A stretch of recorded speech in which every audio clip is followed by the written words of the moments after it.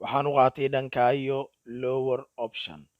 sababta aan ugu qaatayna suuqa waxa uu ahaa bullish trend ayuu ahaa, sidaa daraaddeed halkan horizontal bluega waa 50% line of 5 minute, sidaa daraaddeed suuqu ma uusan isiin higher high. waxaan sugay candlekan intuu ka xirmayay rejection lagu soo sameeyey candlekan greenka ah, wabacdeen waxaan sugay in suuqu higher highkiisa uu sii wadanayo iyo in kale. waxa uu siiyey sell, sidaa daraaddeed waxa u qaatay dhanka iyo lower option. maxaa yeelay halkan waxaa ka dhacay failure, buyerska awood u heli waayeen.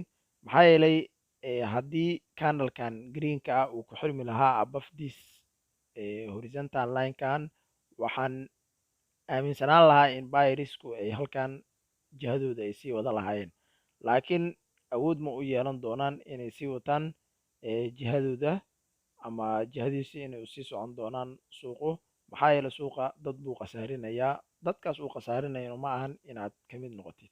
sidaa daraaddeed manipulation ayuu sameynayaa, kadib wuxuu sameynaa suuqu wuxuu soo dhammaystiri doonaa candlekan, wuxuuna noogu xirmi doonaa insha allah above my entry. so waxaa ujeednaa in salaries xoogan ay soo galeen suuqa. sidaa daraaddeed haddaba haddii ay tahay markii kugu horeysay soo booqatay janaalka, janaalkan waa janaalka mar walba aan kusoo gudbiyo IQ optionka.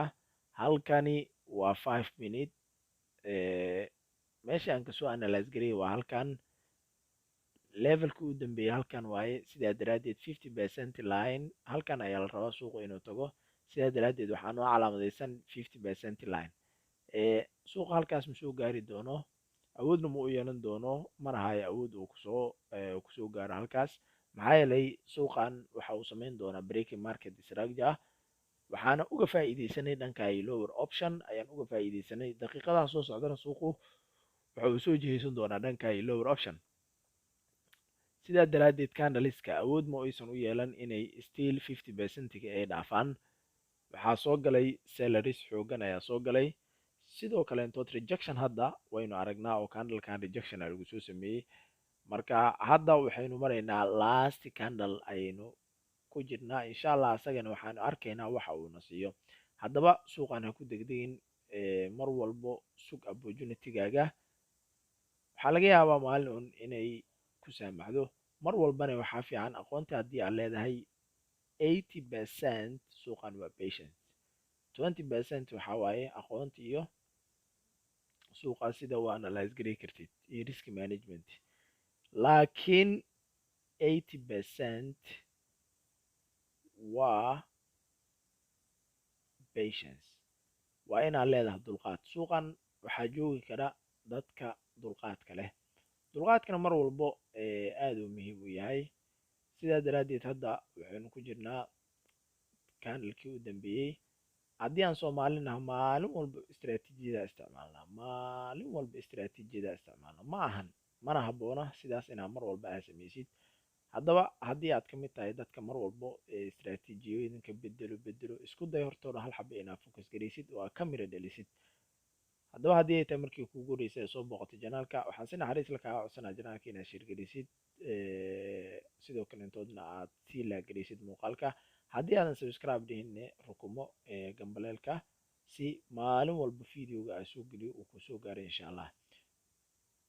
intaan iyo inka badan waan ku rajeynaa insha allah. dadaala, dadka rabaan inay horumar ka gaaraan suuqan waa dad aad iyo aad u yar.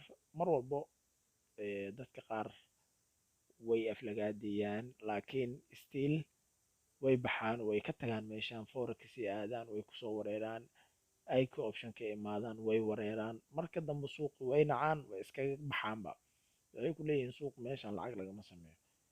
yes, lacagtii wadiiqadii aa u sameyn lahayd horta raadi adiga, patience la imow, aqoontii raadi, sidoo kaleentoodna risk management isticmaal.